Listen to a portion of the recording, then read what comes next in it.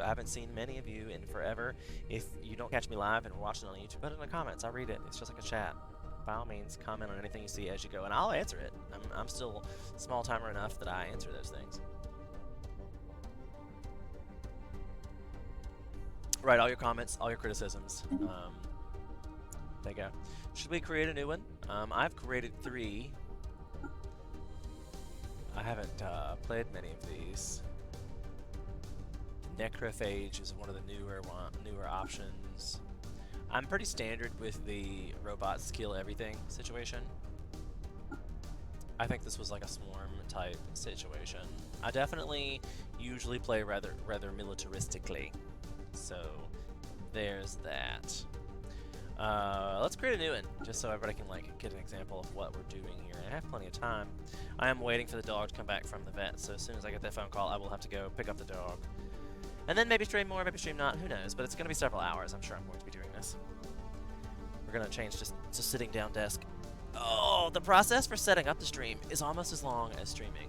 Like, I usually switch back and forth from the sitting and standing, because you do. If you spend your whole time in front of a computer, sometimes your butt hurts and you will stand up. That's where it is. So we're creating a new empire. We get to pick from the pictures.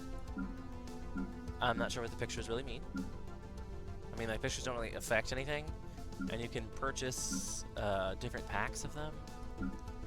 They come with expansions. You basically get like a whole pack of new people. Like, this guy's creepy looking.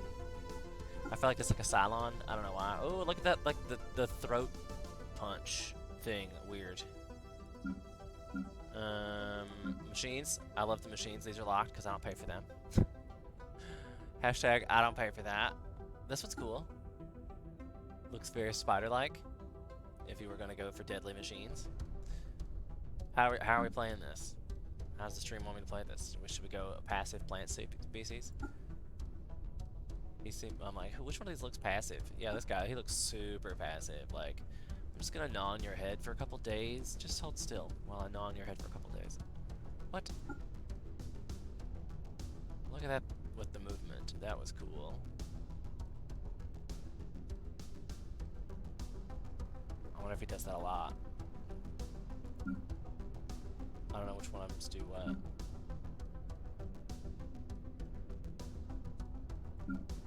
Birds, reptiles, monkeys, machines,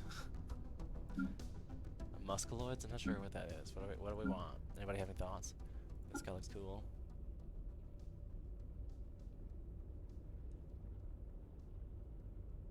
No? No? Okay. Heard. So what should we name it? We're gonna name it the... Whoops. The Fire Nation. Because, you know, I'm Fire of Life 2018. I could say the Life Nation. The Fire Life Nation? The Fire Nation is plural.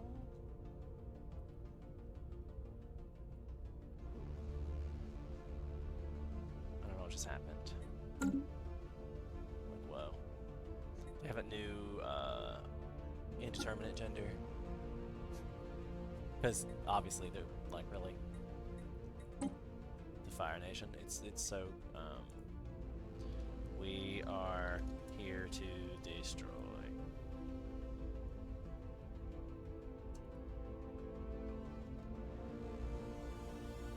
And conquer. Yes, destroying and conquering. That's what we do. All the destroying and conquering. So that's my ship names. I can fix that. I feel like the Toxoids, Rough Awakening, Delinquent's Respite. That's funny. Rotten Hive.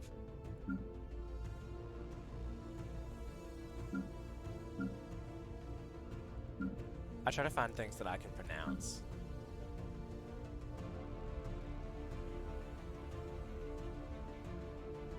Like, you think the humanoid situation would kind of work, but then you get these Jessar Devarkarks and Kongdat, and you're like, what? I think maybe the Toxoids. Sherlock's Downfall, Rambler's Hideaway, Effervescent Pendant. Okay, just that's gonna be the one we get to pick. All right, so now we get traits. You have 2 trait points versus trait picks. So like I can pick 5 of these things, but I only get 2 points. So you can pick negative things that give you points, like Unruly. That means that we get our empire size for populations is plus 10%. It means that they're harder to manage. Or Weak, Army Damage. I pick that a lot because I don't like the army damage is kind of irrelevant to me because I just bomb them from space usually. But we're playing a maybe not. We're gonna play a militaristic situation here. So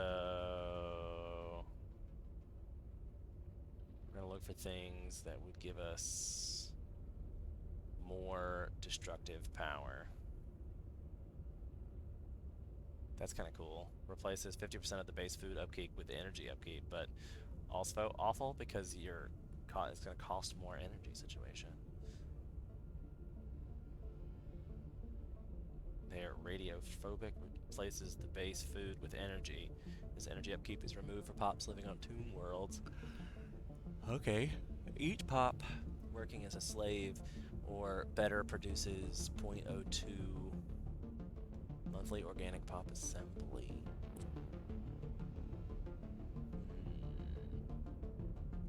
Resilient does defense. We don't do much defense.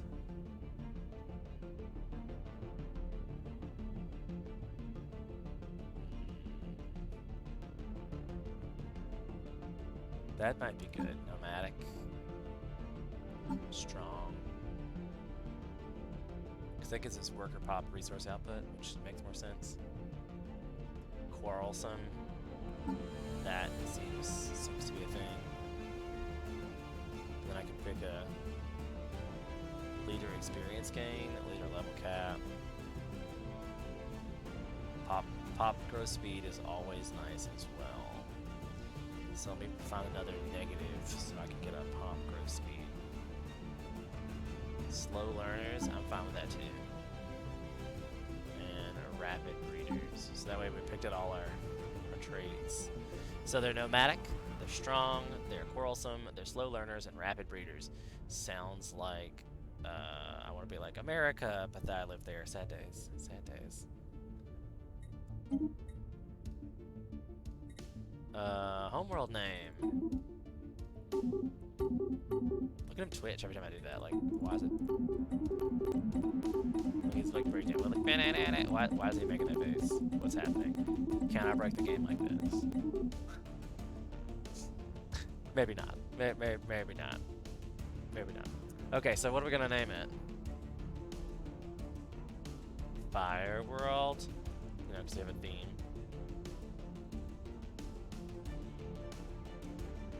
Is Firestar. Oh, I love it that we have this theme.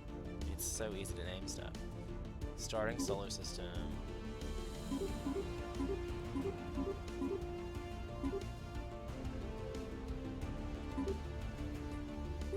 We're gonna go with Sol system, so it's supposed to be like our solar system, and a continental world. So we're say that we're starting on Earth even. How about that? Just to keep it simple. Humanoid city, since it was a 1-point Earth. Oh, this is where you get to pick your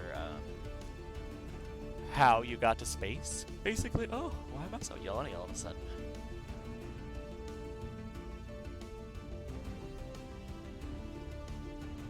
Through its strife and triumphs, this society has reached every young civilization's ambition, a home world with unfulfilled goals and a path open to the stars. With unified goals and a path open to the star.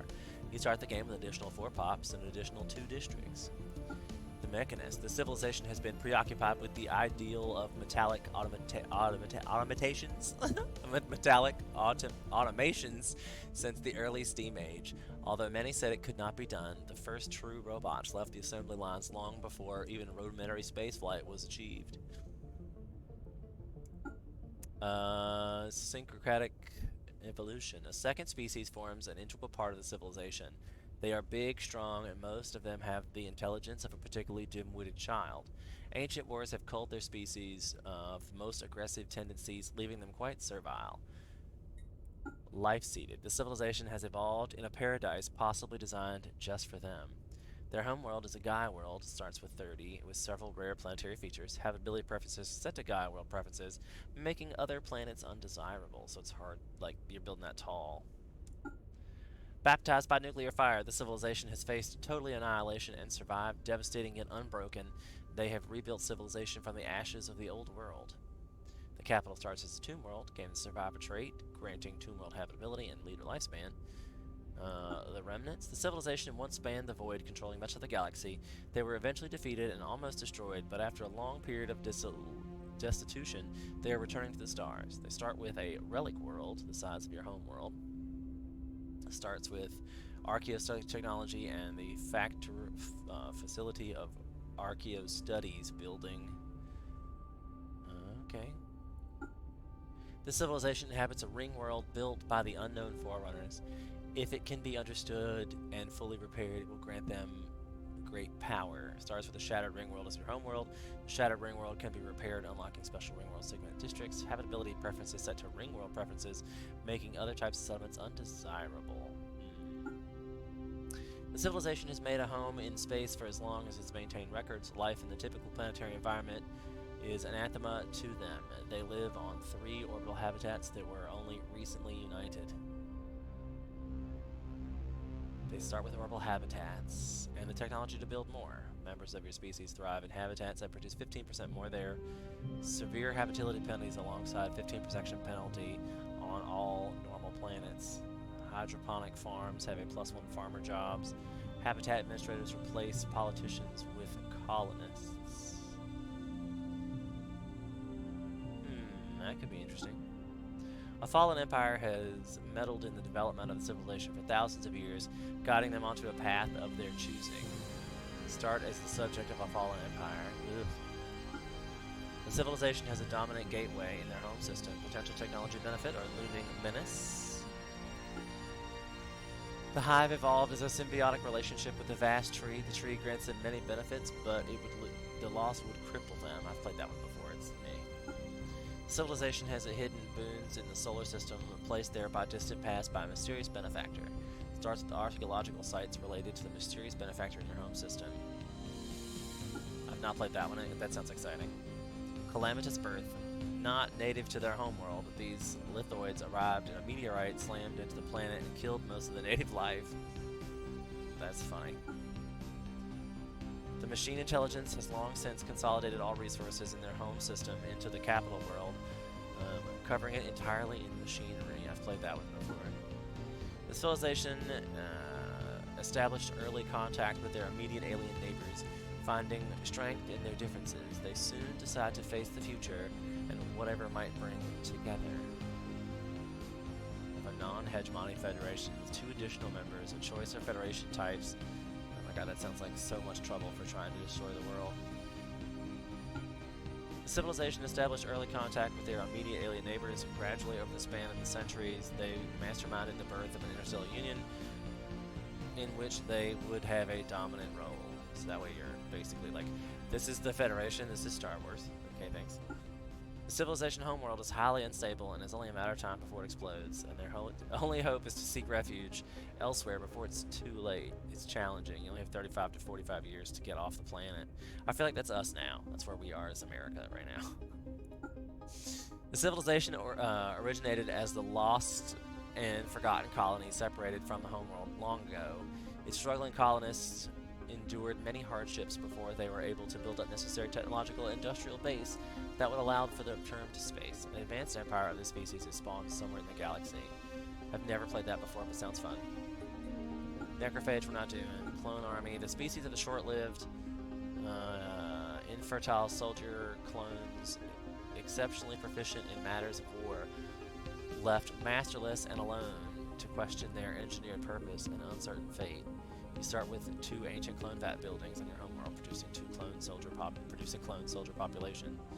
Ancient clone vats have an empire limit of 5.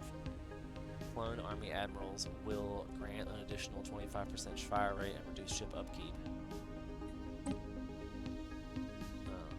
but do not own the rest of them. Those are ones you can purchase for money. So my vote is either Cloned Army, Lost Colony, or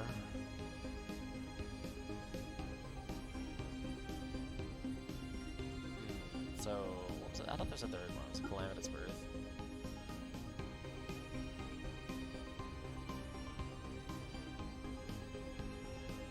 I don't know if that's gonna work because I'm not playing a Lithoid. So how about Lost Colony or Clone Army? Those are the two that I'm thinking about. Since there's like a 30-second delay in the stream, we'll take this opportunity to run a 1-minute ad break and give you time to put that in the comments whether you would like to do that or not. Don't forget to like, subscribe, and follow if you haven't. I would appreciate it.